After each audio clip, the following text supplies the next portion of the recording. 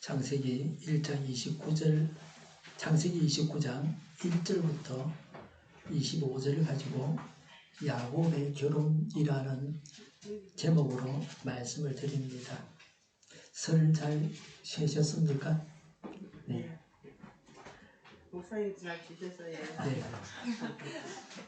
우리는 아들이 없으니까 어저께 둘이서 그냥 일만 하고 집에서 그냥 있고 이랬어요. 네. 21일 요즘은 딸이 최고입니다. 네. 21일 수요일까지 동삼동 기온은 2도에서 15도입니다. 14일 수요일 오후에 비 소식이 있습니다. 미세먼지가 상당히 나쁨입니다. 제가 조금 전에 한 2, 3분 전에 폰을 봤습니다. 한두 시간 전에는 매우 나쁨이었습니다. 조금 좋아졌습니다. 초미세먼지가 안 좋습니다.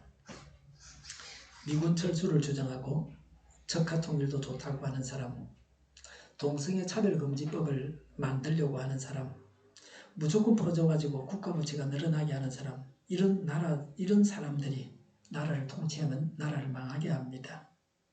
대한민국을 북의 침략으로부터 지켜야 합니다. 우리나라 사람들이 북의 사람들처럼 살아서 되겠습니까? 제 생각에는 절대로 그래서는 안 된다. 나와 우리 자손들이 지금 북한 주민들이 사는 것처럼 그렇게 살아서는 안 된다. 흔히들 노예다 그렇게 말하는데 저도 그렇게 생각합니다. 동성애 차별금지법은 반성경적인 법입니다. 그래서 반대합니다.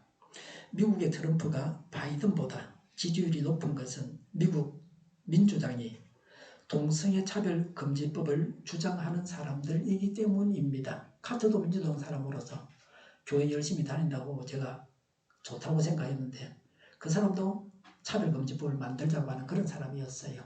교회 안에서도 복음주의 신앙을 가지고 있는 사람들은 안 된다 그러고 차별금지법, 동성애 차별금지법 또 아주 해방신학 쪽에 있는 자유주의 신학자들은 다 그 금지법, 차별금지법을, 동성애 차별금지법을 만들어야 된다고 하는 사람들입니다. 근데 그 사람들은 우리 한국 교회에서 오면 교세는 약하고 신학교에서 주로 일하는 사람들입니다. 대부분의 교회 다니는 신자들은 보수적인 복음적인 신앙을 가지고 있습니다. 미국의 보수적인 신앙을 가진 분들이 트럼프 편에 선 것이라고 여깁니다. 대통령을 뽑아줄 때는 이런 점도 있지만 경제도 중요합니다. 그래서 경제와 이런 면을 생각해서 뽑아주는데 지금은 미국의 복음적인 신앙을 가진 사람들이 트럼프를 밀어주고 있다. 그렇게 볼 수 있습니다. 오늘 아침에도 그런 기사가 났습니다. 전에 우리 교회 나오셨던 어떤 분은 그 따님이 미국에 가서 미국 사람하고 결혼했는데 그 사위가 학교를 다니지 않고 대학을 바로 들어가서 그 아버지가 교수인데 홈스쿨에서 대학을 들어갔다. 왜 학교를 안 보냈는가? 학교에서 동성애를 가르치기 때문에 아이를 안 보냈다는 거예요. 그 신앙 있는 경건한 사람들은 그렇게 하는 사람도 꽤나 많이 있어요. 아이를 학교에 안 보낸다. 보내면 동성애 해라 그러고 결혼 전에 성생활 마음대로 해라 그러고 그러니까 이게 되겠어요? 그래서 미국이 망해간다. 저는 그렇게 생각합니다. 가덕도 신공항 건설은 국가 재정을 낭비하는 일이라고 주장하는 사람들이 있습니다. 저는 가덕도 신공항을 만드는 일은 잘한 일이라고 생각합니다. 문 대통령이 한 일 가운데 잘한 일 딱 한 가지가 그거다. 저는 그렇게 생각합니다. 가덕도 신공항을 만들어서 부산 경남을 살려야 됩니다. 가까운 전라도 남쪽에 있는 사람도 편리하게 할 수 있으면 좋습니다. 제가 유럽 여행을 갈 때 얼마나 부산 사람들이 비참한가 하는 걸 절실히 깨닫습니다. 여기서 인천공항까지 가는 것도 굉장히 힘들고 시간도 많이 걸리고 피곤하게 합니다. 오고 갈 때 다 그렇죠. 김해에서 내리면 얼마나 편합니까? 근데 유럽 가는 비행기는 김해에서는 탈 수가 없습니다. 그래서 가덕도 신공항을 만들어서 남쪽 지방, 부산 지방, 경남 지방을 살려야 됩니다. 인천만 살면 안 되죠. 저는 어차피 수도권으로 이사 가려고 마음을 먹었지만 그 부산이 고향이고 그래도 같이 살아야지. 또 다 같이 없앨 것 같으면 지방은 전부 사람 다 떠나버리고 다 수도권에 가서 살고 여기는 농사만 지어라 그러면 비행기 돌려가면서 농사 짓고 말이죠. 그래 하든가 아니면 제대로 만들어서 같이 살게 하든가 그렇게 해야 되죠. 2023년 12월 21일 시사 저널에 보도된 겁니다. 올해 가계, 기업, 정부 부채를 모두 더한 한국의 총 부채 규모가 사상 처음으로 얼마를 돌파할 거라고 추산한다 그럽니까? 6천조다, 6천조. 경제협력개발기구 OECD 회원국 중에서 최근에 국내 생산 대비 총부채 비율이 증가한 국가는 한국밖에 없습니다. 21일 국제결제은행 자료에 따르면 한국의 올해 2분기 말, 작년 12월이죠. 원화 기준 비금융 부문 신용 규모는 5,956조 9,572억 원에 달한 것으로 집계됩니다. 비금융 부분 신용은 국가 간의 비교를 위해 자금순환 통계를 바탕으로 주요 경제 주체인 가계와 기업과 정부의 부채를 합한 금액입니다. 그러니까 우리나라 부채가 6천조를 돌파했다는 겁니다. 빚을 내서 사업을 해서 돈을 버는 건 그래도 이해가 됩니다. 뭐 그런 사람도 있고 우리나라도 그렇게 해서 성장해 왔습니다. 빚을 내서 먹고 쓰고 소비한다면 우리의 장래가 어둡습니다. 빚은 이자를 지불해야 됩니다. 없는 사람이 빚까지 내면 어떻게 살겠습니까? 엄청난 돈이 이자로 나가고 있습니다. 씀씀이를 줄여서 이자를 줄여야 됩니다. 지금 뭐 여야 할 것 없이 무조건 주자, 뭐 퍼주려고 포퓰리즘이 유행하고 있습니다. 그런 통치자에게 속아서는 안 됩니다. 씀씀이를 줄여서 이자를 줄여야 됩니다. 그것이 개인도 살고 국가도 사는 길입니다. 우리 교회는 전기세가 요새 한 2만 5천원 나오는 것 같아요. 목양실하고 예배당 다 쳐서. 한동안 전기세 오르기 전에는 2만 원도 안 나왔어요. 둘 다 합해가지고. 저는 목양실에서 난방을 한 적이 없어요. 작년 올해다.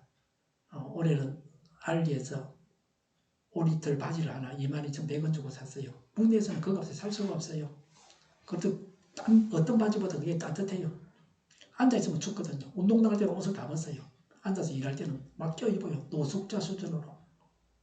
우리 신자들은 여름에는 30도, 겨울에는 20도다. 옷도 많이 껴입고 오라고 그런다. 여름에는 저도 뭐 그냥 티셔츠만 입고 양복 입지 않고 설교합니다. 네, 시원하게 하는 게 중요합니다. 그래야 교회도 살고 나라도 살고 지구도 살고 다 삽니다. 본문은 야곱이 팟단 아람 라반의 집에 도착해서 그곳에 살게 된 이야기입니다. 야곱이 팟단 아람에 도착했습니다. 1절에 야곱이 줄곧 길을 걸어서 드디어 동방 사람들이 사는 땅에 이르렀다 라고 했습니다. 야곱은 외삼촌 라반이 사는 땅에 도착했습니다. 4절부터 6절에 야곱이 목자들로부터 라반의 딸 라헬을 알게 되었습니다. 친척이지만 서로 왕래가 없었습니다. 9절에 야곱이 목자들과 말하고 있는 사이에 라헬이 아버지 양떼를 끌고 왔다. 라헬은 양떼를 치는 목동이다 라고 했습니다. 라헬은 여자였지만 양을 쳤습니다. 이렇게 해서 야곱과 라헬이 처음 만나게 됩니다. 라헬은 야곱이 사랑하는 여자입니다. 야곱의 아내가 됩니다. 이제부터 야곱은 라헬을 사랑해서 긴 세월 동안 머슴살이를 하면서도 신나게 살아갑니다. 야곱과 라헬의 첫 만남 이야기입니다. 10절에 야곱이 외삼촌 라반의 딸 라헬과 그가 치는 외삼촌의 양떼를 보고 우물 아기에서 돌을 굴려내어 외삼촌의 양떼에게 물을 먹였다고 했습니다. 야곱은 남자로서 우물 아기를 맡고 있던 돌을 굴려내는 힘든 일을 해줬습니다. 야곱은 자신을 소개할 여유도 없이 일부터 시작했습니다. 이렇게 해서 야곱은 외삼촌 집에서 일을 시작합니다. 일을 해서 야곱이 있어야 할 이유가 있었습니다. 라반의 딸 라헬이 목동이 된 것으로 봐서 라반의 집에는 장성한 아들이 없었던 것 같습니다. 창세기 29장 2절에 거기 들에 우물이 있는데 그 곁에 양떼 세 무리가 엎드려 있는 것이 보였다. 그곳은 목자들이 양떼에게 물을 먹이는 우물인데 그 우물 아기는 큰 돌로 늘 덮여 있어서 3절에 양떼가 다 모이면 목자들이 우물 아기에서 그 돌을 굴려내어 양떼에게 물을 먹이고 다 먹인 다음에 다시 돌을 굴려서 우물 아기를 덮고는 하였다. 7절에 야곱이 말하였다. 아직 해가 한창인데 아직은 양떼가 모일 때가 아닌 것 같은데 양떼에게 물을 먹이고 다시 풀을 뜯기로 나가야 하지 않습니까? 8절에 그들이 대답하였다. 그렇지 않습니다. 양떼가 다 모일 때까지 기다렸다가 양떼가 다 모이면 우물 아기의 돌을 물려내고서 양떼에게 물을 먹입니다. 라고 있습니다. 야곱도 목축업을 하는 집안의 자녀입니다. 그래서 잘 알고 있습니다. 그러나 어떻게 물을 먹이는가 하는 것은 그 집안과는 좀 차이가 있었습니다. 우물을 덮은 무거운 돌을 야곱과 목동들이 옮겨서 양떼에게 물을 먹였습니다. 야곱이 일을 해서 빨리 양떼에게 물을 먹였습니다. 라반에게는 야곱 같은 남자 목동이 필요했습니다. 11절부터 13절에 야곱이 라헬에게 자신을 소개합니다. 라헬은 자기 아버지 라반에게 야곱을 데리고 갑니다. 13절에 라반은 야곱을 만나러 곧장 달려와 보자마자 껴안고 입을 맞추고 자기 집으로 데리고 갔습니다. 야곱은 있었던 일들을 라반에게 다 말했습니다. 라반은 그 당시는 시집과 누이가 어떻게 살고 있는지 알 수가 없었습니다. 오늘날은 비행기를 타면 하루 이틀이면 어디든지 갑니다. 뭐 카톡을 하든지 뭘 하면 전 세계에서 보이스톡도 되고 얼굴 보면서 대화가 되고 다 됩니다. 근데 그 당시는 그런 게 없습니다. 답답한 세상이죠. 사실은 제가 대학을 졸업하고 직장에 다닐 때만 해도 휴대폰이 없었으니까요. 얼마나 불편하게 사는지 모릅니다. 그 당시는 우리와는 전혀 다른 세상입니다. 라반은 야곱을 통해서 여동생 리브가의 소식을 들을 수가 있었습니다. 그러나 라반이 야곱을 만나서 기뻐했습니다. 라반과 이삭은 사는 곳이 멀어서 서로 왕래하지 않았습니다. 야곱이 라반을 찾아왔다고 하는 것이 무척 반가운 일이었습니다. 14절에 라반은 야곱에게 너는 나와 한 피부지이다 라고 말하였습니다. 야곱의 말을 믿고 라반은 야곱을 조카로 인정했습니다. 야곱은 라반의 집에서 조카 대우를 받았습니다. 라반과 야곱의 만남은 좋았습니다. 그러나 헤어질 때는 좋지 않습니다. 처음과 끝이 다 좋은 관계를 맺도록 서로 잘 관계를 맺어야 합니다. 서로 잘해야 되죠. 모든 인간관계가 이러해야 합니다.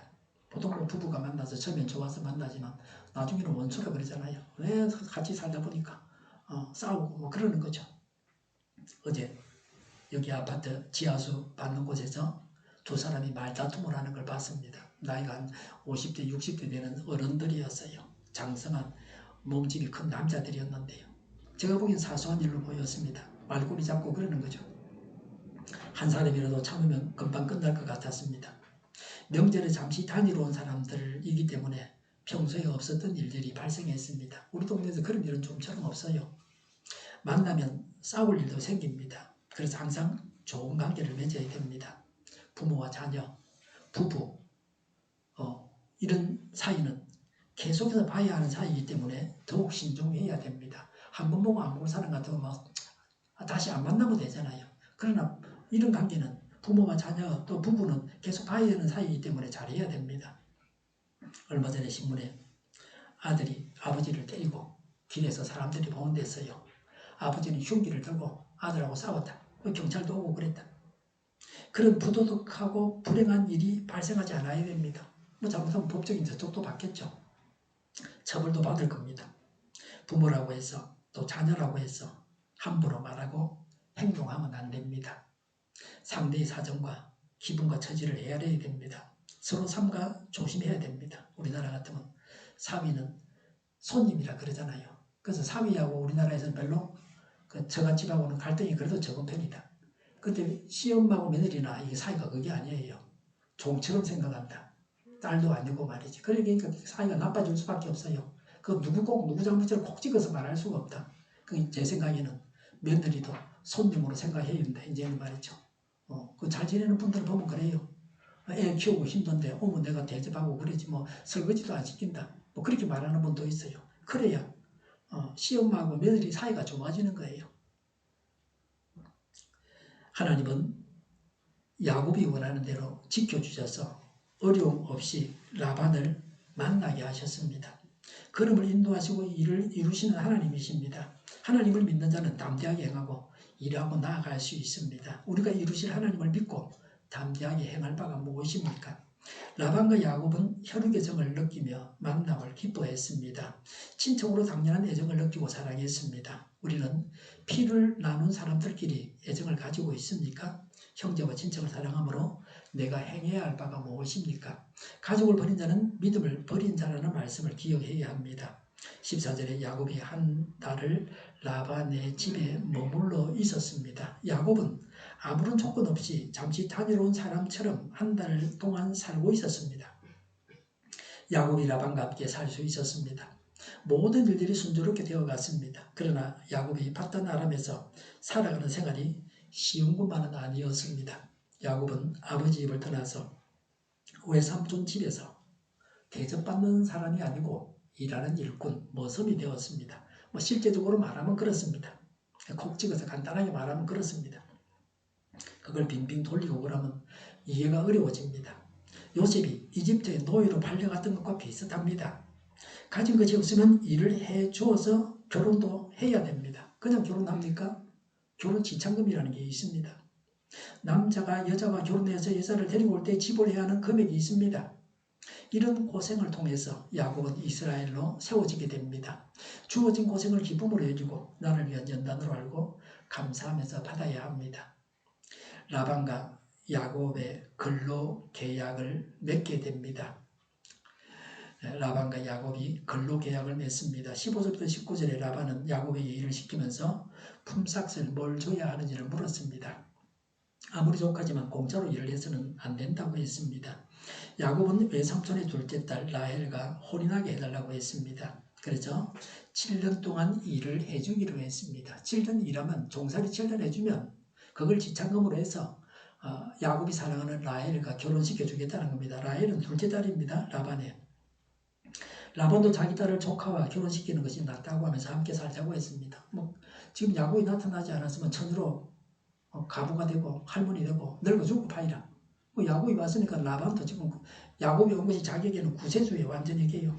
딸 시집 보낼 수 있다는 거예요.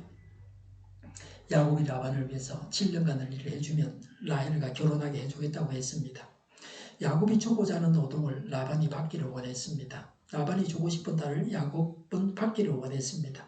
사람들 사이에 계약할 때는 서로 주고받는데 주고받는 게 맞아야 계약이 성립되는 겁니다. 성립이 안 되면 다른 사람하고 계약을 해야 되죠. 야곱은 취직이 되었고 결혼도 하게 되었습니다. 라반은 일꾼을 얻었고 좋은 사위감도 얻었습니다. 야곱보다 더한 사위감을 얻었다. 그 당시 그들이 볼 때 그래 했습니다. 마다할 일이 없었습니다. 그리운 누이의 아들이니 야곱이 말이죠. 더 말할 것이 없었습니다. 야곱과 라반이 이렇게 시작은 아주 좋았습니다. 야곱은 아버지 이삭이 부자였지만 신부에게 줄 지참금이 없어서 노동을 해서 갚아야만 했습니다. 그런데 사실은 일을 하면서 더 많은 걸 배울 수가 있습니다. 어쩌면 학교보다 일을 통해서 더 많은 것을 배우게 됩니다. 20절에 야곱은 라헬을 아내로 맞으려고 7년 동안이나 일을 하였지만 라헬을 사랑하기 때문에 7년이라는 세월을 마치 며칠같이 느꼈다고 했습니다. 이것이 바로 사랑의 힘입니다. 에서는 야곱의 쌍둥이 형 에서는 이미 여러 번 혼인을 했습니다. 그러나 야곱은 쌍둥이이면서도 7년을 더 기다려야만 했습니다. 그러나 야곱은 에서와는 비교하지 않았습니다. 에서와 비교하는 생각조차 없었습니다. 자신의 심세를 한탄하지 않았습니다. 사랑하기 때문에 위에서 일하고 수고하는 것이 힘이 들지 않았습니다. 어머니가 아기를 사랑하기 때문에 아기를 위해서 하는 수고와 힘이 들지 않습니다. 7년이 며칠같이 여겨졌다고 했습니다. 실제와 느끼는 바가 다릅니다. 저도 그 누님이 그 애를 키울 때 보면 그렇게 고생을 하면서 애를 키우는데 그 애가 지금 미국 가서 박사학위 받고 그랬어요. 아마 받으려고 그러는지 그래요. 제일 똑똑한 아들이 됐어요. 며칠이 몇 년같이 여겨질 때가 있고 몇 년이 며칠같이 여겨질 때도 있습니다. 어떤 마음을 가지느냐에 따라서 전혀 다릅니다. 하나님을 사랑하고 이웃을 사랑하는 마음으로 하는 수고는 힘이 들지 않습니다. 사랑하기 때문에 수고하는 것이 즐겁습니다. 일을 하면서 힘들어하는 것은 사랑이 없기 때문입니다. 우리는 사랑함으로 열심히 일을 해서 섬겨야 합니다. 야곱의 혼인입니다. 어떻게 결혼했는가를 말씀합니다. 21절에 약속한 기한이 다 되었습니다. 7년이 지나갔습니다. 7년 동안 일을 했으니까 야곱이 장가가게 해달라고 요청했습니다. 22절에 라반이 그 고장 사람들을 다 청해놓고 잔치를 베풀었다고 했습니다. 그 당시에도 잔치에 많은 사람을 초대했습니다. 그런데 야곱의 가족들은 초청 대상이 아니었습니다. 너무 멀었기 때문에 초청하지 않는 것이 통상적인 예였던 것 같습니다. 가고 오는 데만 해도 몇 달씩 걸리니까 이거 안 되는 거죠. 형편대로 살아야 되죠. 야곱의 부모님이 연로했기 때문에 먼 길을 여행하는 것도 불가능했을 겁니다. 그 당시는 서로 왕래할 수 있는 거리가 아니었습니다.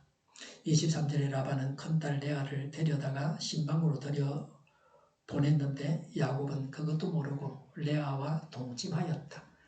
첫날 밤을 보내는데 야곱은 자기가 사랑하는 라헬이라고 생각했다. 그런데 실제는 레아였다는 겁니다. 언니였다는 겁니다. 야곱은 신부가 바뀐 것을 몰랐습니다. 그 이유는 여러 가지로 추정할 수 있습니다. 23절에 밤이 되었을 때라고 했습니다. 그 지역은 밤에 결혼식을 했습니다. 신부를 바꿔도 알아보기 힘이 들었습니다. 지금처럼 뭐 대낮같이 밝은 게 아니죠. 촛불 같은 이런 거나 뭐 촛불도 그때는 없었을 테고, 그러니까 잘 안 보인다. 야곱은 외삼촌이 이런 일로 자신을 속인다고 생각하지 않았습니다. 외삼촌이 날 속여먹겠지 이런 생각을 하고 있었으면 확인을 했을 텐데 그런 생각도 하지 않았습니다. 야곱 자신이 아버지와 형을 속인 것처럼 라반도 자기를 속일 거라고 생각하지 않았습니다. 남을 속이는 자기 같은 사람이 자기 혼자뿐인 줄 알았습니다. 라반은 아니라고 생각했죠. 야곱이 아버지를 속여서 여기서는 야곱이 속임을 당했습니다. 당해보면 속이는 것이 나쁘다는 걸 알게 됩니다. 서로 속이지 않고 진실하게 살아가야 합니다. 서로 신뢰할 수 있어야 됩니다. 야곱이 속임 당하는 일은 이것이 끝이 아닙니다. 앞으로 야곱은 더 철저하게 속임을 당합니다. 원래는 네가 14년 일해라. 그럼 2달 다 줄게. 이렇게 이야기를 해서 맺어야 되는데 이건 라반이 글쎄요. 야곱이 거절할까 싶어서 그랬나 하여튼 야곱을 올가내려고 속인 겁니다. 여자 형제 사이에는 비슷합니다. 목소리도 구별하기 힘듭니다. 저는 2딸이 있는데 딸이 전화 걸어오면 누구냐부터 물어봅니다. 누군 줄 알아야지. 구분이 안 되는 거예요. 음성으로 구별이 안 됩니다. 얼굴 모양은 달라도 여러 면에서 비슷합니다. 그래서 레아가 라헬이라고 여겼습니다. 야곱은 순진한 수총각이었습니다. 다니면서 남의 여자 찝쩍거리고 다니는 바람둥이가 아닙니다. 그래서 첫날 밤에 어리둥절했을 겁니다. 정신이 없어가지고 상대가 누군지 몰라봤다고 봐야 합니다. 그리고 야곱이 결혼식 한다고 술에 취해 있어가지고 취해 있었기 때문에 레아인지 라헬인지 알아보지 못했다. 그래 볼 수도 있습니다. 그리고 그 지역 사람들은 얼굴을 감싸고 있었거든요. 그래서 제대로 볼 수 없었기 때문이기도 합니다. 24절에 라반은 여종 실바를 자기 딸 레아에게 몸종으로 주었다고 했습니다. 라반은 부자였습니다. 딸을 시집 보낼 때에 몸종을 딸려서 보냈습니다. 야곱이 7년간 일을 해야 했던 것은 이런 이유 때문이기도 합니다. 몸종까지 보내야 하니까 신부집에 신랑이 줘야 하는 돈이 있게 마련입니다. 25절에 아침이 되어서 야곱이 눈을 떠보니 레아가 아닌가라고 했습니다. 전날 밤에 육체관계를 다 가지고 날이 새고 보니까 라헬이 언니 레아였습니다. 라헬은 전날 밤에 뜬 눈으로 밤을 새웠을 겁니다. 지가 들어가야 되는데 언니가 들어갔으니까 말이죠. 요새 같았으면 뭐 아버지를 잡아 죽이려고 그랬을 거라. 그렇죠? 우리 손집사님 웃는 거 보니까 내가 같았으면 그랬을 거라. 네. 자기가 결혼해야 되는데 사랑하는 사람은 언니한테 빼앗겼습니다. 상처가 컸을 겁니다. 또 레아의 입장에서는요. 자존심이 많이 상했을 것 같아요. 야곱이 좋아서 신방에 들어갔지만 라헬을 사랑하는 야곱과 첫날 밤을 보내니까 자기 신세를 알타냈을 것 같습니다. 요새 사람들이 볼 때는 해서는 안 될 나쁜 짓을 라반이 했습니다. 그 당시니까 통했지 요새는 이런 일 하면 안 된다. 지금 잣대려가지고 옛날을 보면 안 됩니다. 한 남편을 두고 언니와 동생이 다 같이 아내가 되는 것은 우리 사이에서는 해서는 안 되는 아주 부도덕한 망측한 일입니다. 실제로 그런 일이 있어도 사람들이 시시하지 남 앞에 말을 못한다 창피해서. 그러나 성경에는 어디에도 일에 대해서 부도하다든지 부도덕하다든지 잘못되었다고 이렇게 콕 찍어서 말하는 경우는 없습니다. 그들은 우리의 도덕 기준과는 달랐습니다. 외삼촌의 딸과 결혼해서 외삼촌이 장인이 되는데 이런 풍습도 우리에게는 가능한 일이 아닙니다. 우리의 잣대로 그 당시 사람들을 판단해서는 안 됩니다. 야곱이 먼저 아내로 삼겠다고 해서 아내가 4명이 된 게 아닙니다. 4명 다 내 아내로 주소 이렇게 말한 게 아닙니다. 야곱이. 라반이 원해서 야곱의 아내가 하나가 아니고 둘이 되었습니다. 라반은 이 일이 이제 다 발각이 나자 두 딸을 다 줄게 그렇게 한 겁니다. 그렇게 작정하고 시작한 일입니다. 보통 세상에서는 신랑이 원해서 남자가 원해서 여러 여자를 거느리게 됩니다. 그러나 야곱의 경우는 아닙니다. 아내들이 아이 낳는 경쟁이 붙었습니다. 그래서 자기 몸종까지 야곱의 아내가 되게 했습니다. 서로 야곱의 애를 많이 낳으려고 말이죠. 요새 여자들이 생각하면 이해가 안 되죠. 미쳤다 미쳤어 그죠? 신랑 하나도 많은데 그거다 애 또 낳아 아들을 또 낳아 그죠? 근데 지금하고 우리하고 사람이 다른 거 완전히요. 이렇게 된 것은 하나님께서 많은 자손을 주기 위해서 이렇게 인도하신 것입니다. 야곱의 아들이 몇 명이죠? 12이다 그죠? 12아들 낳았어요. 그래서 12지파를 이루게 됩니다. 야곱의 아버지 이삭은 아내 한 명의 쌍둥이 아들 둘뿐이었습니다. 야곱과 이삭은 이런 점에서 매우 달랐습니다. 하나님은 야곱에게 12아들을 주셔갖고 자손이 번성하게 하셨습니다. 야곱에서부터 시작해서 자손이 번성하게 됩니다. 야곱의 부인 중에서 제일은 누굽니까? 야곱은 라헬을 사랑했습니다. 그래서 라헬의 장자 요셉을 야곱이 편애했습니다. 요셉은 이집트의 총리가 됩니다. 요셉은 이집트 왕을 대신해서 이집트 나라를 통치해서 이집트 나라가 부강하게 만들었습니다. 정치를 잘해야 되거든요. 그걸 잘못하면 백성들이 굶주리게 돼 있어요. 요셉이 통치를 잘해서 경제가 튼튼하고 나라가 부강해지고 그랬어요. 국가 빚이 어디 있노? 국가 재정이 튼튼했어요. 그게 정치를 잘하는 겁니다. 노전의 야곱은 요셉 때문에 호요식했습니다. 야곱의 장례식은 왕같이 성대했습니다. 요셉의 장례식은 초라했지만 요셉을 아들로 둔 야곱의 장례식은 화려했습니다. 왜냐하면 아들이 이집트의 총리니까 실권을 다지고 있다. 왕이 권한을 다 넘겨줬다. 요새로 말하면 수상과 같은 겁니다. 왕이 있는 나라에 통치권을 쥐고 있는 그런 사람입니다.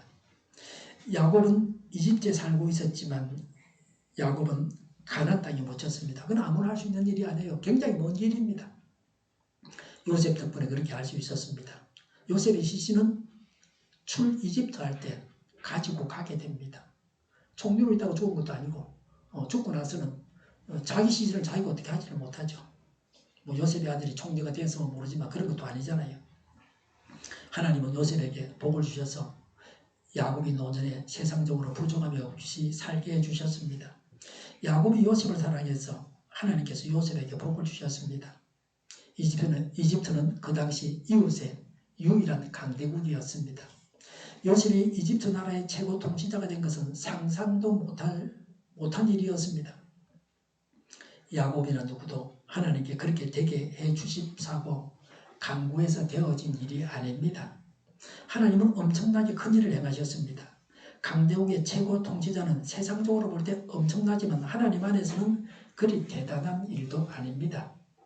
하나님께서 어떤 일도 하실 수 있다는 것을 보여주는 일에 불과합니다. 세상에서 권세 가지고 잘 먹고 잘 사는 것이 하나님 안에서는 그리 큰 복은 아닙니다. 요셉이 이집트 나라에 하나님의 통치를 보여줬다는 점에서는 놀라운 일이었습니다. 성경에 야곱의 장자는 누구라고 하죠? 그건 성경이 분명하게 나와요. 요셉이라 그러죠. 야곱이 살아있을 때 요셉을 장자라고 지명합니다.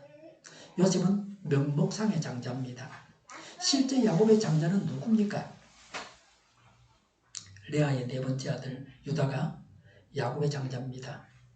유다 지파에서 메시아가 오기 때문에 그래서 유다가 장자입니다. 제일 중요한 건 메시아입니다. 메시아가 오시는 겁니다. 이집트의 총리가 별거 아니에요. 메시아에 비하면요. 택도 아니다 그건요. 그래서 야곱의 실제적인 장자는 유다입니다. 야곱에게 꼭 필요한 아내는 누굽니까? 대답할 수 없어요. 라헬입니까? 레아입니다. 레아는 야곱의 아들을 몇 명이나 낳았어요? 6명이나 낳았어요. 12명 중에서 절반을 낳았어요. 나머지 3 부인들이 2명씩 낳았고요. 레아는 거기다가 숫자가 많은 게 아니라 메시아의 조상 유다까지 낳았어요. 레아는 어떤 인물입니까? 야곱의 첫 번째 부인입니다. 야곱이 부인 삼고 싶지 아니했지만 첫 번째 부인이 되었습니다. 야곱은 레아를 사랑하지 않았지만 하나님은 야곱에게 레아를 안겨주셨습니다. 사람은 자신에게 뭐가 필요한지 모릅니다. 하나님은 알아서 야곱에게 채워주셨습니다. 사람은 모르고 하나님은 아십니다. 하나님께서 내게 주신 것에 대해서 감사하며 감사해야 합니다. 하나님께서 우리의 눈을 밝혀주셔서 나에게 필요한 것이 무엇인지를 알아야 됩니다. 나에게 필요한 것을 선택하게 해주십사고 간구해야 합니다. 건강하게 하는 음식인 줄 알고 먹는데 병들게 하는 음식인 경우가 허다합니다. 뭐 라면, 가공 음식들 전부 거의 다가 소세지 같은 그런 게 다 우리를 병들게 하는 음식이에요. 뭐 초코파 이런 것도 마찬가지고요. 먹어서는 안 되는 음식인 줄 알면서도 또 먹다가 죽습니다. 술과 담배가 그런 겁니다. 도정하지 않은 곡식, 현미 같은 걸 먹어야 됩니다. 과일과 채소, 생선을 먹어야 됩니다. 이런 음식들이 일반적으로 사람을 건강하게 하는 음식입니다. 이런 음식을 먹어야 됩니다. 사람마다 좋은 음식은 다를 수 있습니다. 내게 맞는 음식을 먹어야 됩니다. 고등어는 좋은 음식입니다. 그런데 저는 통풍이 있어서 고등어는 한 점만 먹어야 되지 한 마리 먹으면 통풍 발작을 일으킬 수 있습니다. 저는 약을 안 먹거든요. 식사로 조절하는데 저퓨린식을 해야 되죠. 설사를 잘하는 사람은 설사하게 하는 땅콩 같은 걸 저 같은 두세 개만 먹으니 더 먹으면 안 된다. 힘들죠. 변비가 있는 분들은 홍시 같은 걸 많이 먹으면 큰일 난다. 조금만 먹어야 되죠. 사람마다 자기에게 맞는 음식을 찾아서 먹어야 됩니다. 어떤 사람은 술만 먹으려고 합니다. 그 사람에게 술이 필요한 게 아닙니다. 술만 먹다가 알코올 중독이 되고 사망에 이르게 됩니다. 좋은 음식 먹고 건강하고 밤에 잠 잘 자야 건강하게 살 수 있습니다. 나에게 진정으로 필요한 것이 무엇인지를 알고 그걸 주십사고 간구해야 합니다. 하나님께서 주시는 지혜로 나에게 필요한 것이 무엇인지를 알고 간구해야 합니다. 하나님으로 인해서 담대할 수 있습니다. 혈육 간에 서로 따뜻한 정을 가져야 합니다. 고생을 통해서 단련되고 성숙해져 가야 합니다. 속이지 말고 진실을 말해야 합니다. 지킬 수 있는 약속만 해야 합니다. 하나님의 도우심으로 나의 필요를 알고 구해야 합니다. 하나님은 우리를 통해서 하나님의 뜻을 이루십니다.